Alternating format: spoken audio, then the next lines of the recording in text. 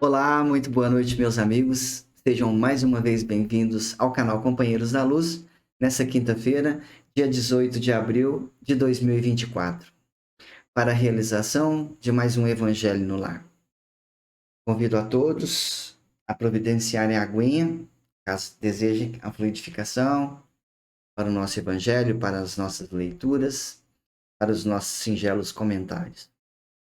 Vamos então acerenando os nossos corações, elevando os nossos pensamentos a Deus, a Jesus, para a nossa oração de abertura.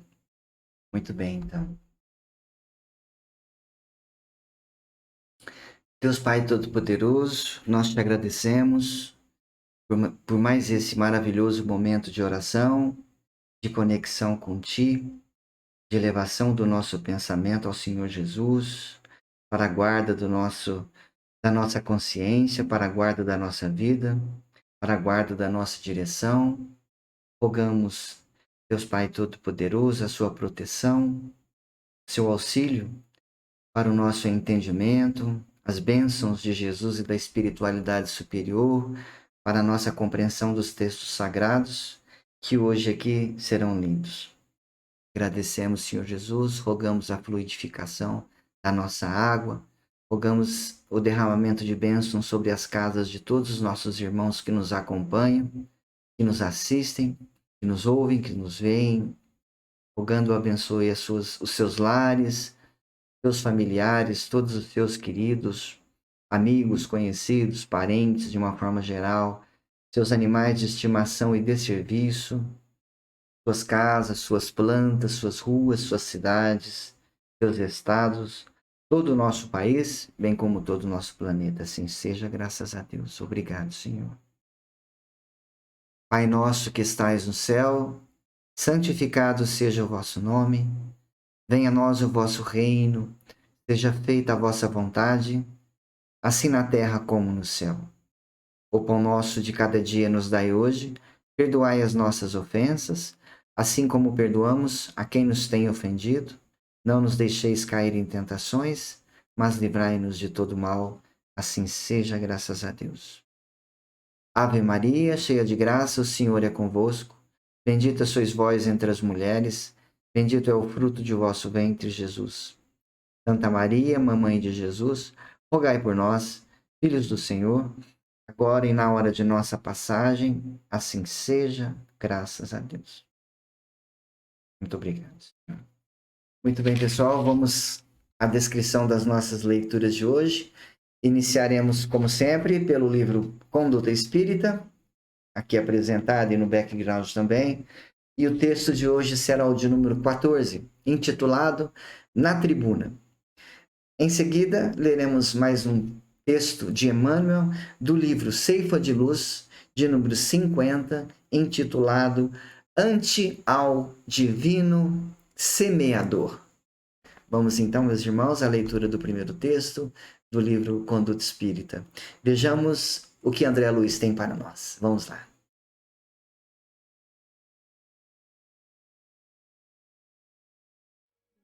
Então, a leitura do capítulo 14. Na tribuna. Palestrar com naturalidade, governando as próprias emoções, sem azedume, sem nervosismo, e sem momices, fugindo de prelecionar mais que o tempo indicado no horário previsto. A palavra revela o equilíbrio.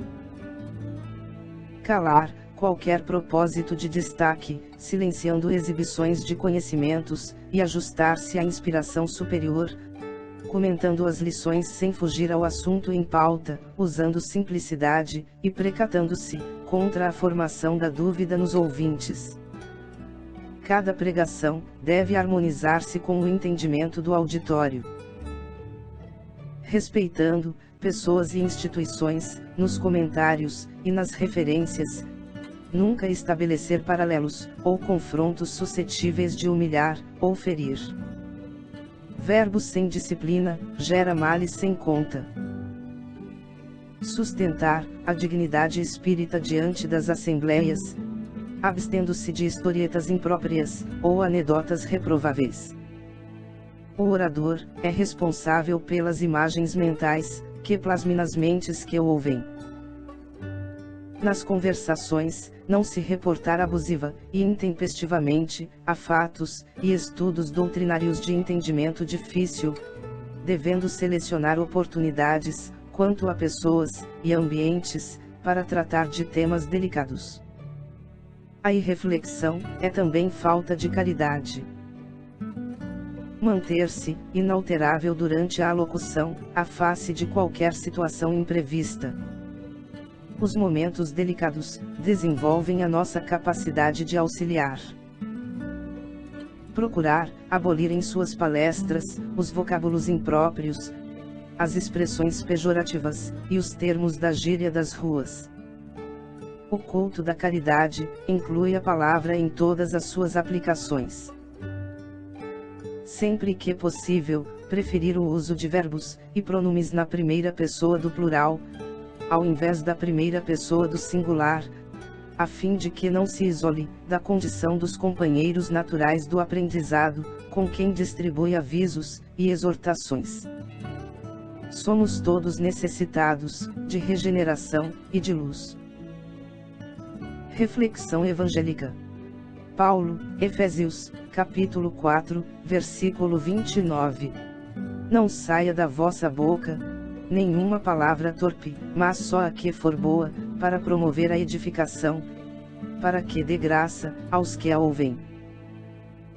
Chegamos ao final da leitura deste capítulo.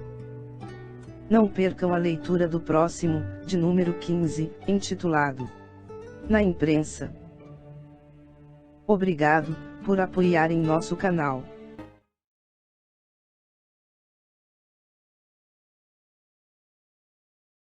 Pois bem, fique no último, né? André Luiz sempre nos alertando, nos abrilhantando com seus pontos de vista. O caminho da simplicidade, né? A simplicidade é o melhor caminho, nos apontando que o orador entendendo que a tribuna é qualquer exposição espiritualista ou religiosa de qualquer forma, né? O templo, a entrevista, qualquer aparição, os vídeos do YouTube principalmente, são uma tribuna, né? E todo o conteúdo divino tem que ser tratado com o extremo respeito. A gente tem assistido, não raro, muitas aberrações de muitos palestrantes e está chegando a um ponto de incomodar.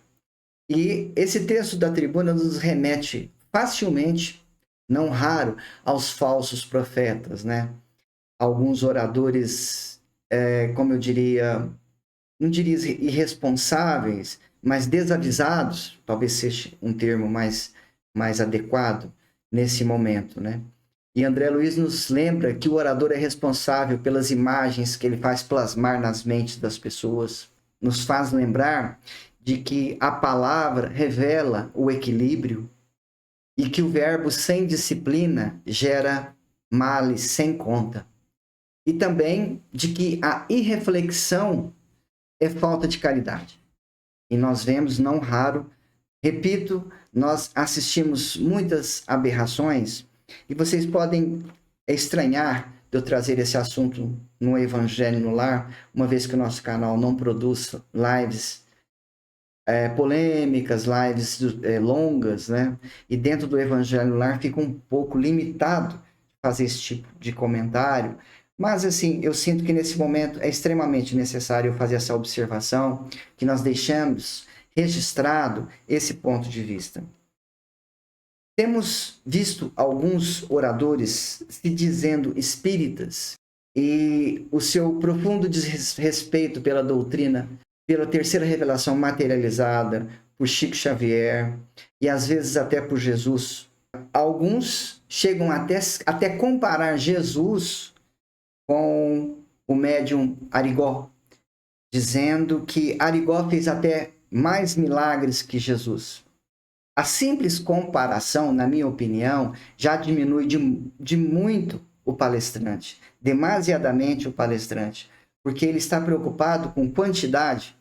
Isso mostra que ele não entendeu nada do exemplo da cruz do Cristo. A gente analisa os personagens, de qualquer personagem da história, pelo rastro por eles deixados, pelo peso da mensagem, que se traduz em rastro. E o rastro de Jesus, convenhamos, é inapagável, além de ser gigantesco. E por mais que se tente ao longo da história apagar o rastro de Jesus, parece que ele se multiplica cada vez mais. E os pseudo-sábios se multiplicam o tempo todo. E é fácil hoje detectá-los, avaliá-los através do YouTube, da internet, porque estão todos lá, né? Estão todos lá. Não tem ninguém de fora. Estão todos lá. E é muito simples para a gente identificar um pseudo-sábio, já avaliado pelo Livro dos Espíritos, né? Espíritos encarnados ou desencarnados, eles pecam pelo linguajar chulo e muitas vezes no desespero, repetidamente dizem palavrões. Alguns exageram e chegam a comparar Jesus com mais um avatar. E Jesus definitivamente não foi mais um avatar. Jesus é o avatar. É quem trouxe a revelação, a boa nova e exemplificou.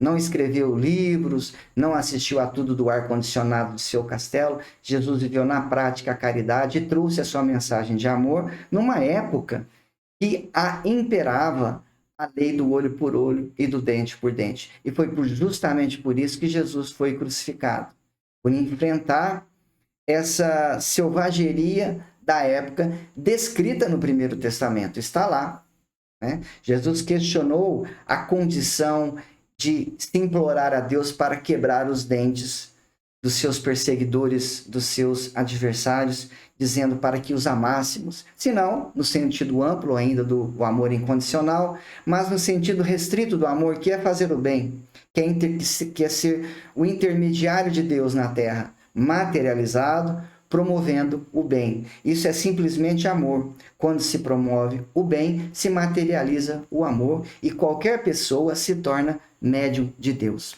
sem necessariamente precisar frequentar um centro espírita, propriamente dito, ou dar passagem para se tornar um médium, ou para canalizar mensagens, ou para falar em nome de Deus.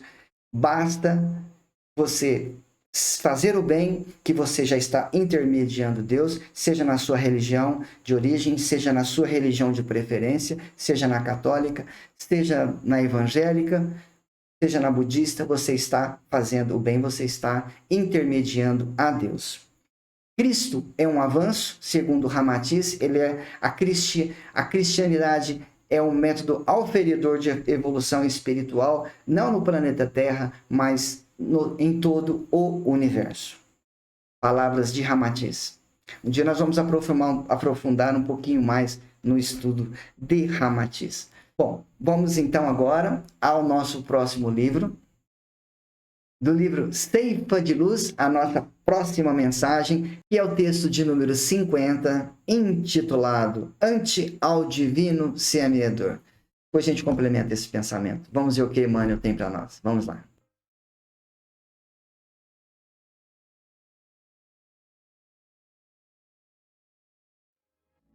Campanha de divulgação do Consolador Prometido, dádiva divina da terceira revelação. Estudo comentado do conteúdo evangélico cristão, materializado no mundo pelos emissários do Senhor, a semear as diretrizes reveladoras de Deus, forjando nossa evolução moral, apontando-nos rumo à nova era.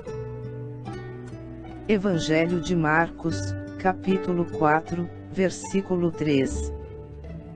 Diz-nos Jesus: Ouvi, eis que saiu o semeador a semear.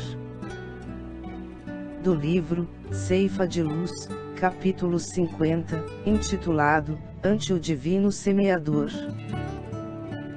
Sob a luz de Jesus, Emmanuel comenta: Jesus é o sublime semeador da terra, e a humanidade é a lavoura de Deus em suas divinas mãos. Lembremo-nos, assim, da renúncia exigida à semente chamada à produção, e que se destina ao celeiro, para que não venhamos a sucumbir em nossas tarefas. Atirada ao ninho escuro da gleba, em que deve desabrochar, sofre extremo abandono, sufocada ao peso do chão, que lhe esmaga o envoltório.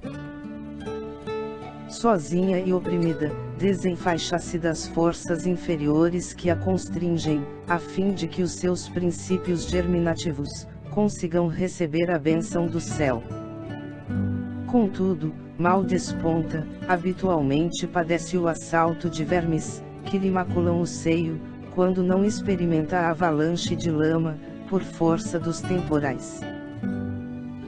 Ainda assim, obscura e modesta, a planta humilde crê instintivamente, na sabedoria da natureza que lhe plasmou a existência, e cresce para o brilho solar, vestindo-se de frondes tenras e florindo em melodias de perfume e beleza para frutificar, mais tarde, nos valiosos recursos que sustentam a vida.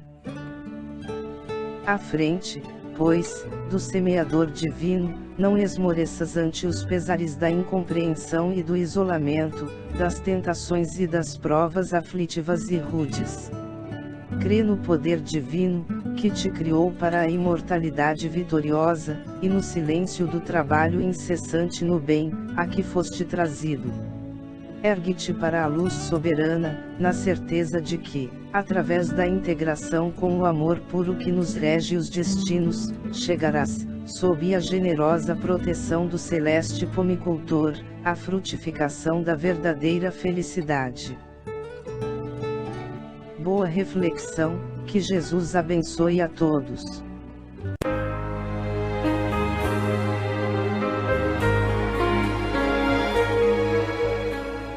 Então, pessoal, voltando à polêmica, né? Infelizmente, né? É preciso, né?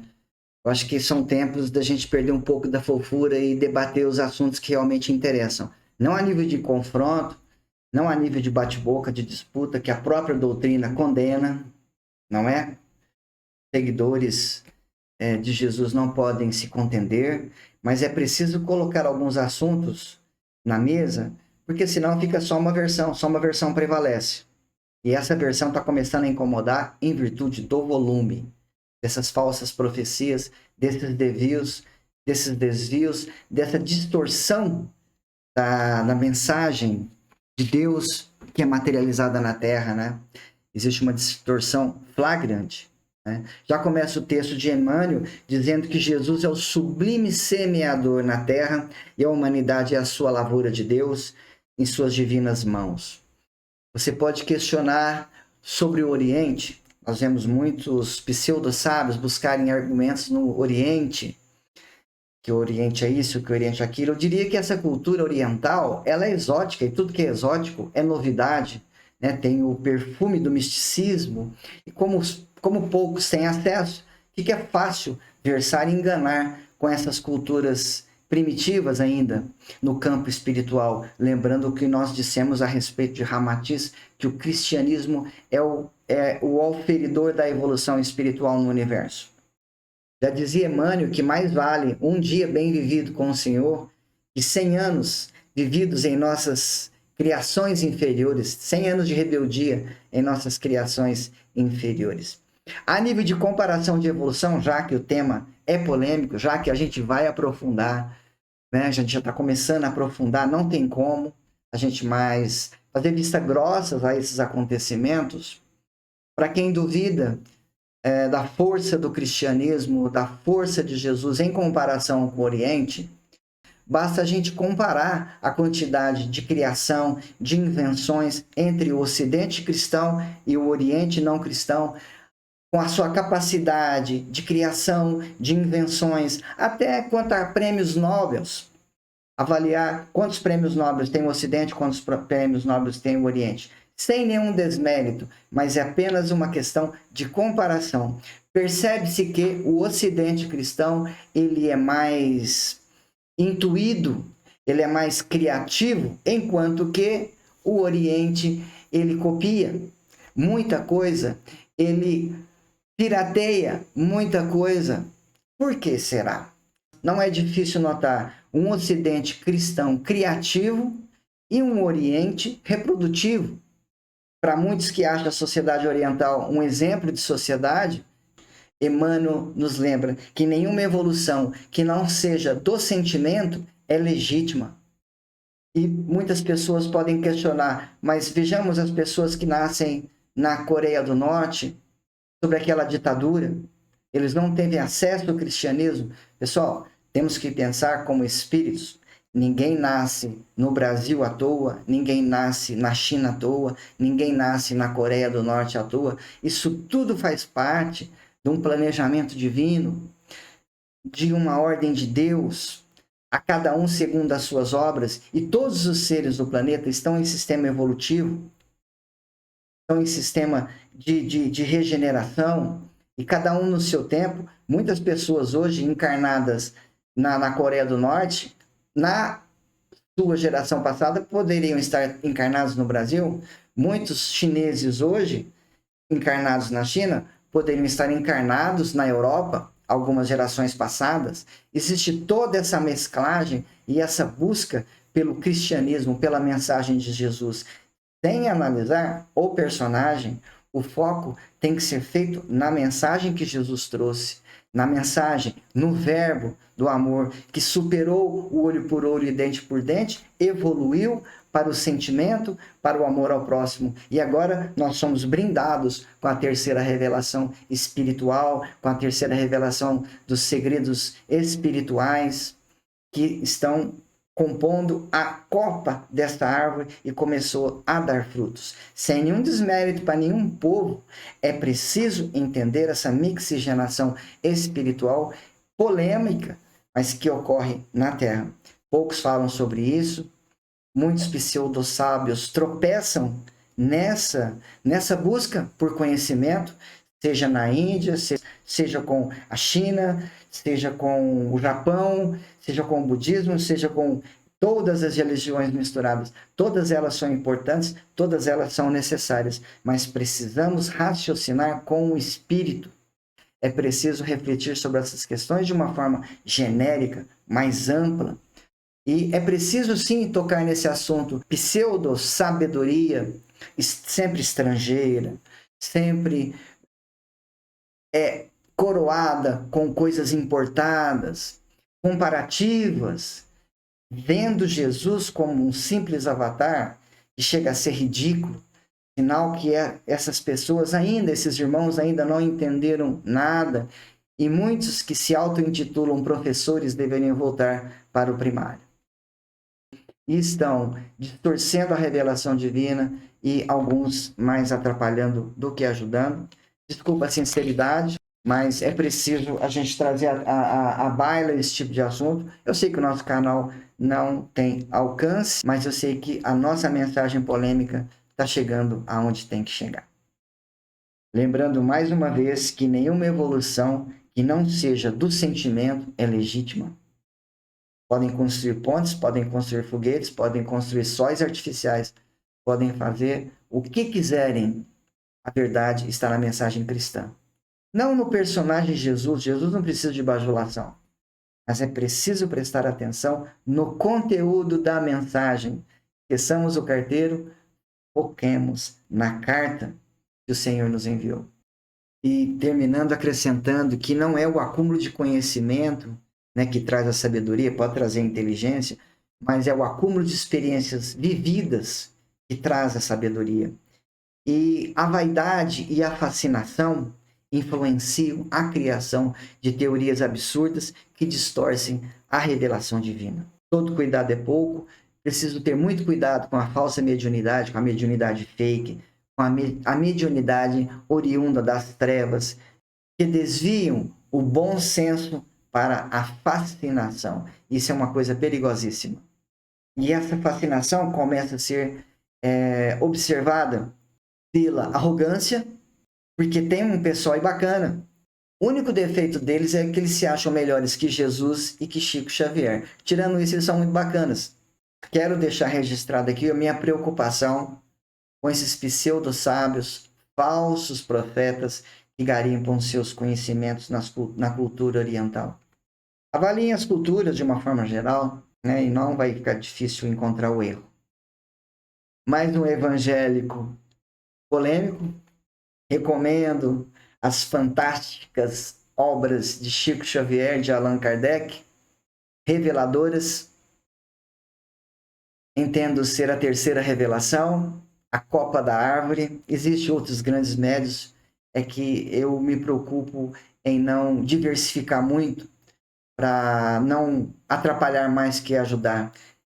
Essa é uma base inicial maravilhosa para quem deseja se espiritualizar. Recomendo a leitura do Pentateuco de Allan Kardec e, em seguida, a coleção André Luiz, os 5 livros principais de Emmanuel, bem como, principalmente, A Caminho da Luz, que é um livro maravilhoso, a coleção Fonte Viva, que é uma coleção reveladora, maravilhosa, Brasil, Coração do Mundo, Pátria do Evangelho, esse é o fechamento, essa é a coroa, essa é a esmeralda, a pérola da coroa, Brasil, Coração do Mundo, Pátria do Evangelho. Tá tudo lá para quem tem olhos de ver.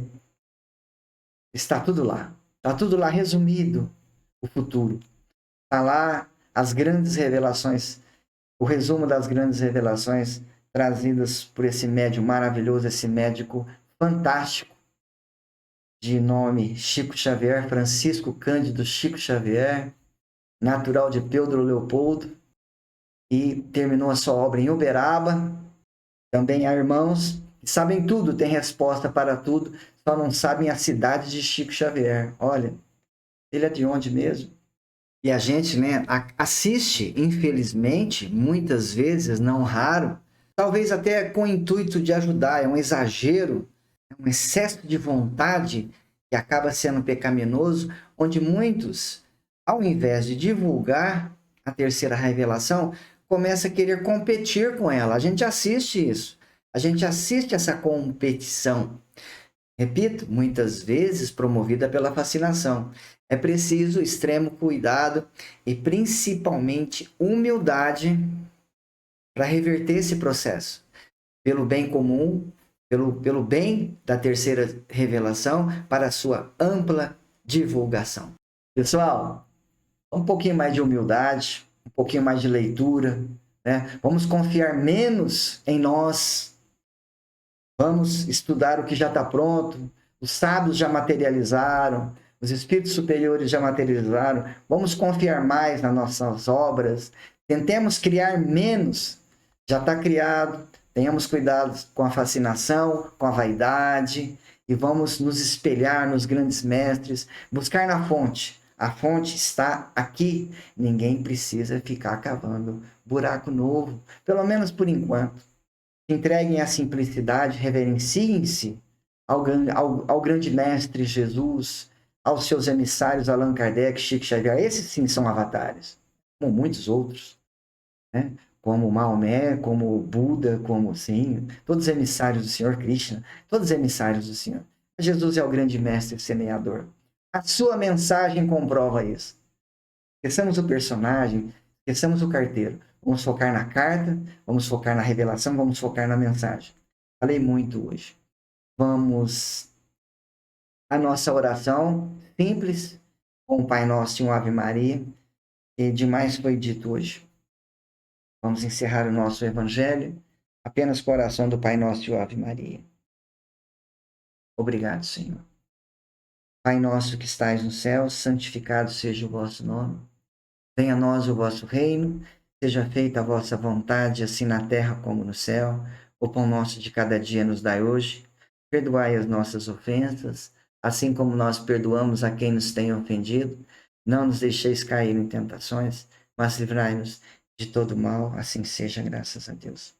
Ave Maria, cheia de graça, o Senhor é convosco. Bendita sois vós entre as mulheres, bendito é o fruto de vosso ventre, Jesus. Santa Maria, Mamãe de Jesus, rogai por nós, filhos do Senhor, agora e na hora de nossa passagem, assim seja, graças a Deus. Obrigado, Senhor. Pessoal, muito boa noite, obrigado pela paciência, obrigado por estar comigo até agora, e vamos, momentos para beber aguinha, abençoada, fluidificada. Deus abençoe. Que a paz do Senhor esteja convosco, que a paz do Senhor esteja nos seus lares, que as graças do Senhor derramem sobre você, que Deus promova para você muita saúde, para que todos vocês tenham vida longa, encarnação proveitosa. Beleza, pessoal? Até a próxima quinta-feira. Tchau!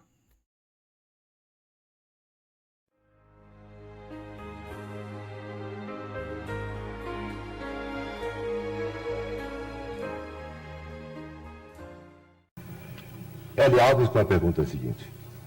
Pois não, senhor Xavier, eu queria saber agora o seguinte: os espíritas dizem que os renascimentos sucessivos da criatura humana têm por objetivo a sua evolução. Outras correntes espiritualistas, como os teosofistas, os messiânicos, também dizem que nós estamos no limiar de uma era de grande beleza, a era de Aquário, em que a humanidade será muito mais feliz. Eu gostaria de perguntar ao senhor o seguinte: se temos mais de uma dezena de séculos de evolução, se estamos no limiar de uma era de encontro da criatura humana consigo própria, como que o senhor explica as violências do mundo atual, como a guerra do Vietnã, a violência da sociedade de consumo? Isso, a nosso ver, não representa grande evolução da humanidade. Violência do mercado de consumo? A sociedade de consumo. Sim. E a violência da guerra do Vietnã, por exemplo. Sim, nós, vamos dizer, esses fenômenos todos, diz o nosso Emmanuel que está presente, caracterizam mesmo o período de transformação em que nós nos encontramos. Diz ele, o nosso companheiro materialista dirá natureza. Mas, para nós os religiosos, natureza é sinônimo de manifestação de Deus. Então, Deus cria a natureza, Deus cria a vida, mas o homem, os homens ou as mulheres do planeta são filhos de Deus e podem modificar a criação de Deus. Nós nos encontramos no limiar de uma era extraordinária. Se nos mostrarmos capacitados coletivamente a recebê-la com a dignidade devida. Se os países mais cultos do globo puderem suportar a pressão de seus próprios problemas sem entrarem em choques destrutivos, como, por exemplo, guerras de extermínio que deixarão consequências imprevisíveis para nós todos no planeta, então veremos uma era extraordinariamente maravilhosa para o homem.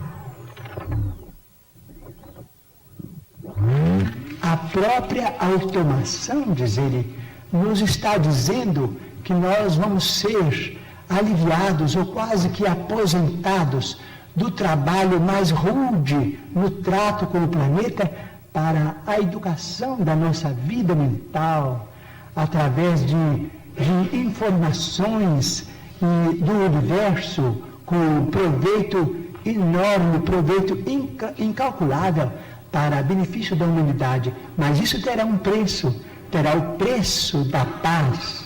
Se nós pudermos nos suportarmos uns aos outros, quando não nos pudermos amar uns aos outros, segundo os preceitos de Jesus, até que essa era prevaleça, provavelmente no próximo milênio. Não sabemos se no princípio, se no meados ou se no fim.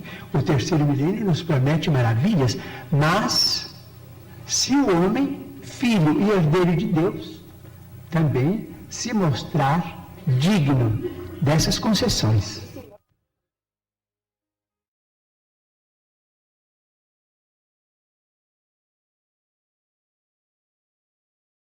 E aí?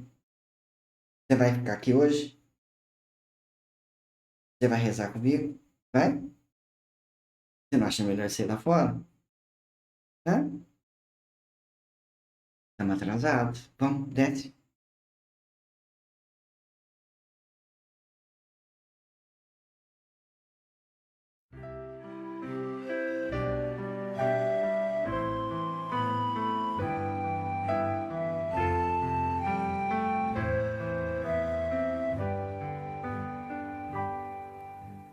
Cura-me, Senhor, liberta-me, Senhor, desça o teu olhar em mim, cubra o meu ser com teu amor.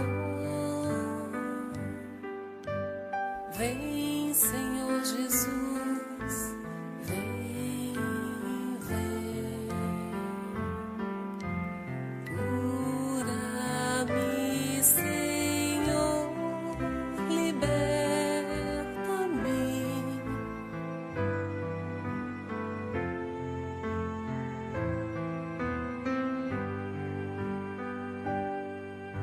Abraça-me, Senhor, escuta-me, Senhor, liberta minha alma, inspira-me, acalma. Vem, Senhor Jesus, vem, vem.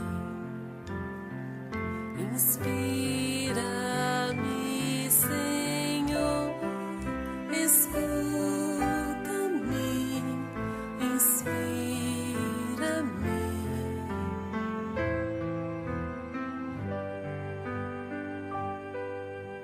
Vem, Senhor Jesus, ampara e conduz os meus pensamentos em todos os momentos.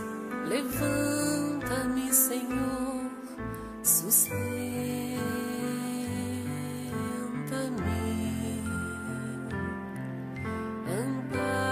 Ampara-me, Senhor.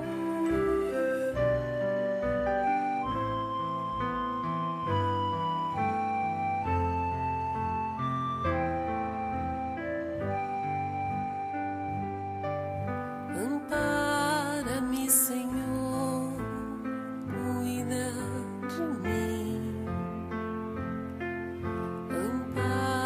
Ampara-me, conduz.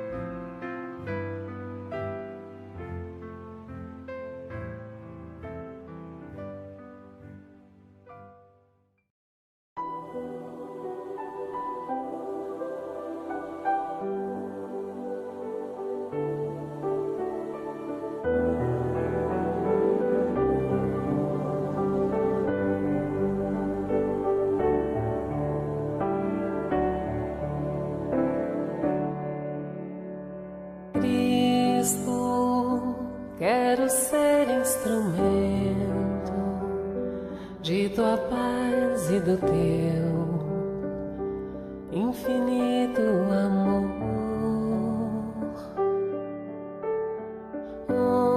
Onde houver ódio de rancor, que eu leve a concórdia, que eu leve o amor. Onde a ofensa que dói, que eu leve o perdão. Onde houver a discórdia, que eu leve a união e tua paz. Onde encontrar um irmão a chorar de tristeza, sem ter voz e nem vez, quero bem no seu coração semear alegria pra florir gratidão. Onde a ofensa que dói, que eu leve o perdão. Onde houver a discórdia, que eu leve a união e tua paz.